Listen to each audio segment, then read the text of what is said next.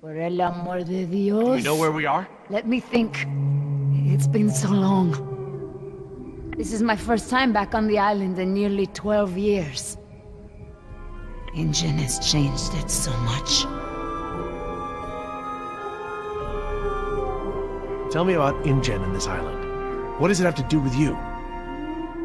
I grew up here, you know, below those trees. My people were fishermen. We would make our homes near the water during the fishing season. I loved the water. I would swim in the ocean. So far. That's why my father called me Nima. I see now. You and your family used to live on this island? My family, everyone, my whole tribe. This had been our home for thousands of years. I could go anywhere, run in the jungle, climb the trees. These monsters. There was never anything like them on this island before. It was all very peaceful before InGen bought the island from Costa Rica.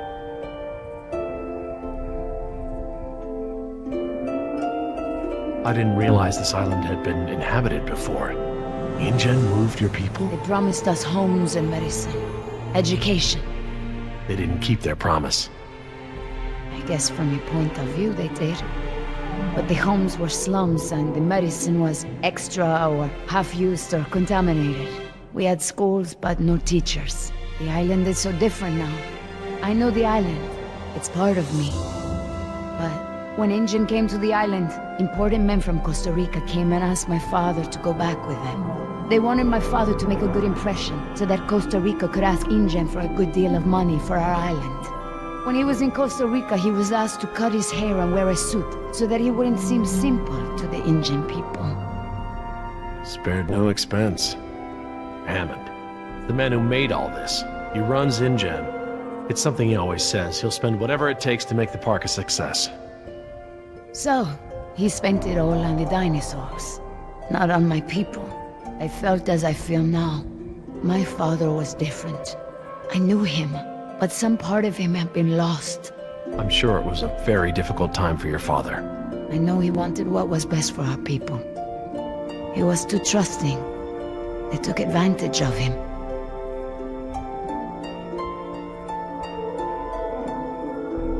He sounds like a brave man. Were you too close? When we were on the island, yes. We were always together. My father was an awa, a spiritual healer. He sang for Sibo, who created the earth. He was very important to our tribe. But after we left the island, he would not keep up the old traditions. He was always unhappy.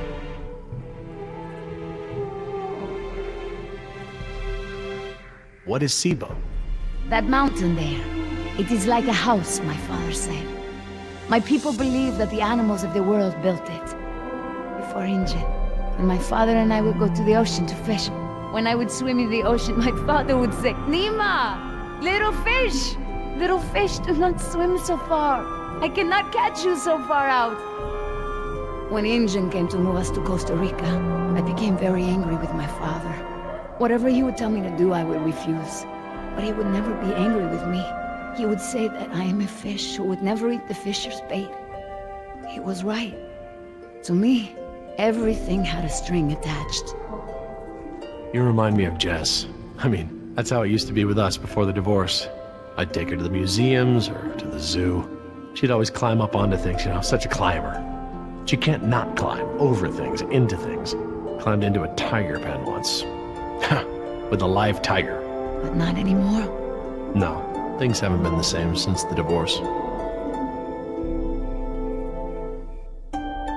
He would always remind me of my stubbornness.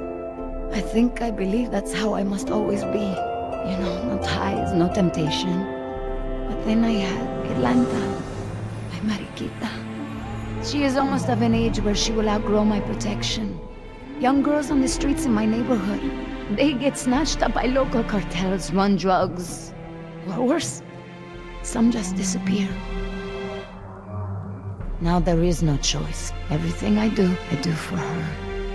Now I am the fisher, and at the same time, I have come to a way in my life where I must always chase the bait.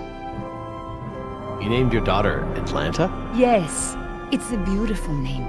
I named her after the city. That's where I will take her after this job. That's a good, strong name. And a good city. I want for Atlanta to be free.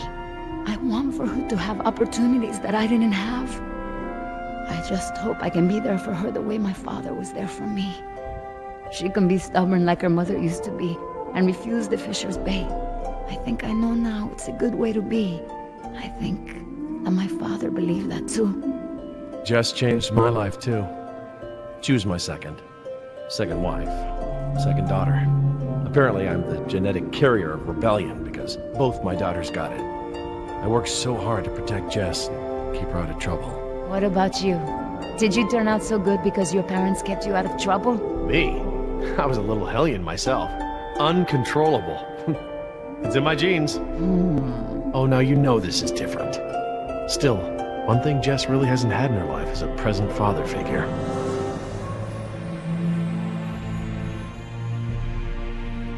Well, you've turned into quite the capable woman. Your father must be very proud of you. Thank you, Jerry. I should have realized that sooner, though. I'm sure he knew.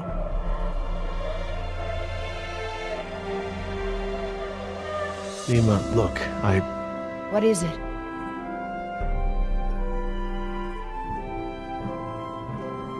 I'm sorry about what InGen has done to your island. This isn't the way things should have been done. I don't blame you, Jerry. You're a good person. I see that. But I take my pay from InGen. I owe you something. All right, Jerry. Enough talk. You know where we are? I have a good idea. It's a difficult hike. Do you feel rested? Hungry. A little thirsty, but I just want to get to Jess. Good.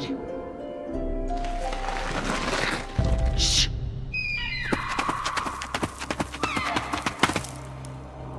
Did you guess Dilophosaurus? Hello? That was actually the call of a whooping swan. Dinosaurs shared many features with modern-day birds.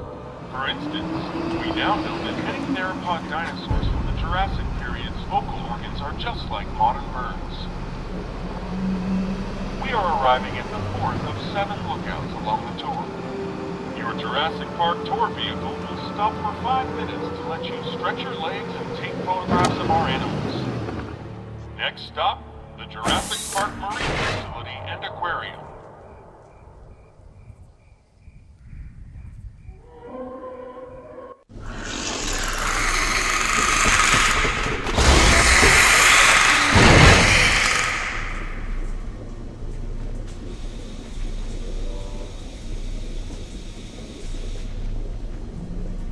Would you look at this?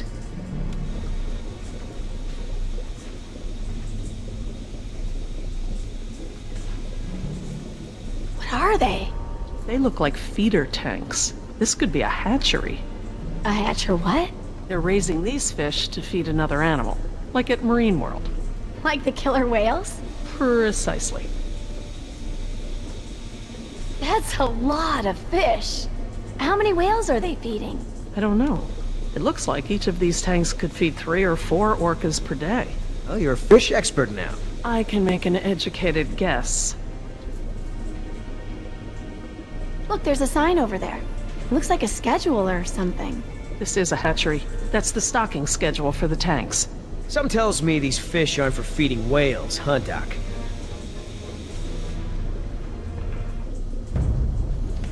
Hold up. I hear something.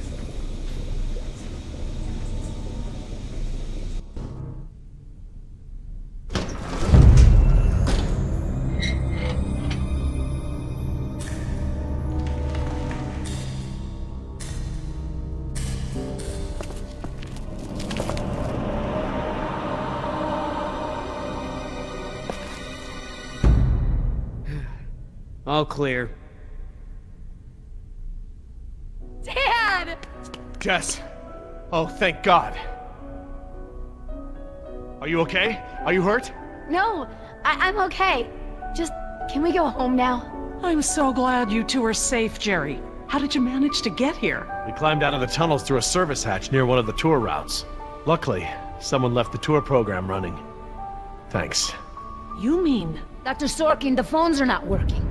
I'm sorry? There is no dial tone. You said the phones would be working here. That's odd. My control terminal showed that the main lines here were active. Unless... Of course, everything is controlled by the computer systems, even the phones. If the power outage outlasted the battery backups, then the system is probably just waiting to be booted up. Get us to the phones, Doc. We don't have a lot of time. Mr. Yoder, I refuse to be pushed around by you any longer. Look, this isn't a day trip. If we don't contact InGen and get another helicopter out here for you all, the next flight over the island is gonna be a wing of B-52s carrying holy hellfire. What? That's right, Doc. We're gonna murder all your precious little pets and sink this island into the Pacific. Dios mío. That's what you meant by Ground Zero? Yeah, that's right. Why didn't you tell me earlier? This is my home! What do you mean you're home? I didn't tell you earlier because I thought we'd be off the island by now. This island is the ancestral home of her people. Wait, what is Dr. Sorkin doing? Laura? Wait, what are you... Where is she going? I don't know. This rotunda. It's where the control room is. She's going to the phones without us. Damn it! Get that elevator back up here!